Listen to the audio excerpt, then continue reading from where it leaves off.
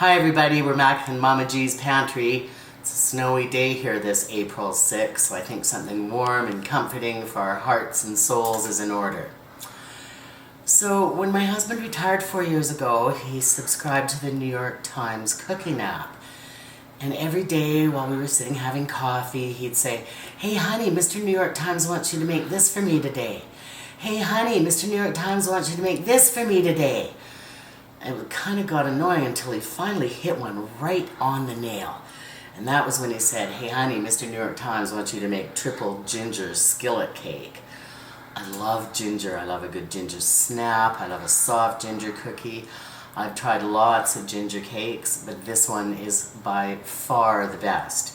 And I think I've said before, my husband often has said if it's not apple pie for dessert, it's crap. He totally makes an exception for this one. I think this might be right up there with apple pie now, and for me, it's easier to bake. Triple ginger skillet cake, so of course, one of the tricks is baking in a skillet. And I love cast iron skillets. We have a few of them. Whenever we go to garage sales, we try and find them. These were gifted to me. They could be 30, 40 years old. They just never go bad. They don't become unstuck. They conduct heat beautifully. They're good and sturdy. So baking a cake in it, a super idea. Triple ginger, why? Well, I have my ingredients out. This triple ginger cake uses fresh ginger, powdered ginger, and chopped up crystallized ginger. And of course, as with most cake recipes, we're going to start by creaming 1 stick of butter, room temperature, with 3/4 of a cup of sugar. And as I've said before, when you're making a cake, creaming the butter and sugar is one of the most important parts for sure, to get your sugar as well mixed into this fat as you can, because it doesn't really want to mix together. So I'm going to cream this together, and then we'll come back and I'll show you how to finish it up. Alright, so my sugar and butter is really nice and creamy. We're going to add, a cup of molasses, and not blackstrap molasses. I use good old Crosby's fancy molasses from St. John, New Brunswick. Best molasses in Canada. But I think blackstrap is just too strong, and these are really made for cooking. Even had a girlfriend whose parents were Acadian, and she liked to eat molasses on toast, which I thought was bizarre until she made me try it once. And it's okay, it was a little sweet. So we're going to add our molasses, and then we do our grated ginger.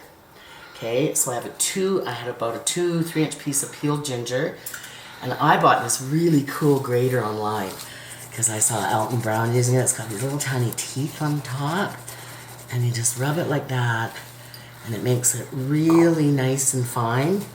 Plus, look at all the juices I got, and that there is flavor. So that's going in here as well.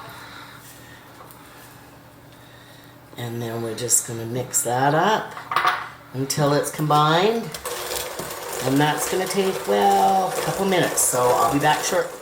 Okay, so to just finish off our wet mixture here, we're just going to add 1 egg. And just beat that in just for a few seconds. 30 seconds maybe, just until it's nicely combined. And then, of course, like so many cakes, we're now going to get our dry recipe ready, our dry ingredients ready. There's that.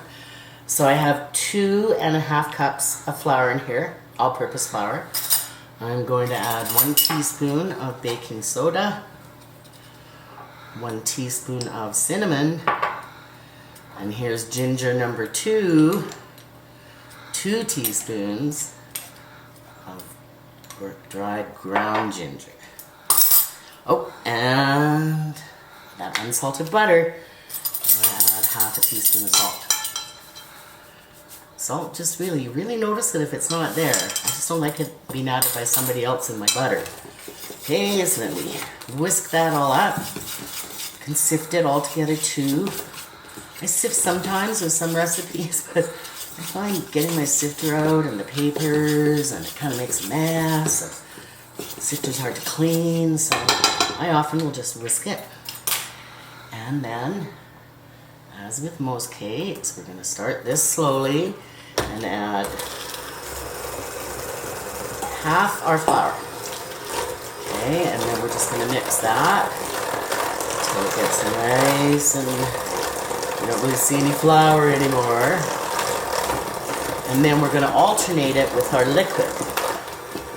In this case, the recipe calls for whole milk, but I had a little almost, it calls for 3/4 of a cup of whole milk, and I had about a half a cup of buttermilk left. So I'm going to use that because buttermilk just adds a piquant taste, a piquancy that isn't there with just regular milk. Right, and so we get that all mixed in. Always good to use your spatula and get everything down to the bottom so it's all mixing evenly. And it's weird, it kind of looks a little curdled, but it's not. Okay, and then you add in the rest of your flour.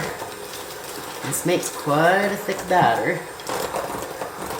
And we don't want to mix it too much, just until it's all mixed together. It's together pretty fast. And because my third ginger for my triple ginger cake is this diced crystallized ginger that you can buy at, you know, most bulk sections or in the baking section. And it goes in last, and we want to fold that in. I'm just going to fold this all together for the last bit. Okay, in goes my diced crystallized ginger, which almost kind of melts into the cake. But then every once in a while, you'll just get this little bite and go, oh my God, what was that incredible pop of ginger? And it'll be that. Okay, so it all looks nice and mixed in, nice and even, doesn't have that kind of curdled look anymore, or gingers throughout. You're going to need a 12-inch skillet. I'm using cast iron, but if you don't have cast iron, you can use any skillet as long as it's oven proof. And when I empty out my sticks of butter, and I'm baking the same day, I just save the little foil wrap. And this, we want it fairly well buttered. Okay, in that goes.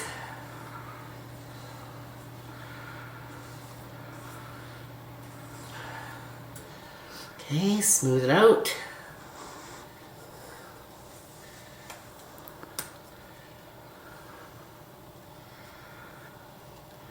Okay, and then the very last thing, which I think is quite important, is to put a little bit more sugar on top. It kind of adds, when this cooks, it kind of has this rich, really dense, gingery taste, but the top kind of gets almost a little hard, like a crispy ginger snap.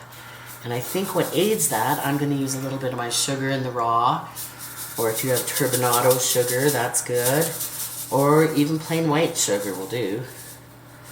Just give it a little layer for crunch and hardness into a 325-degree oven for, I think, about 45 to 50 minutes. It's not that high and it's quite dense, so there we go. We'll see what it looks like when it's done.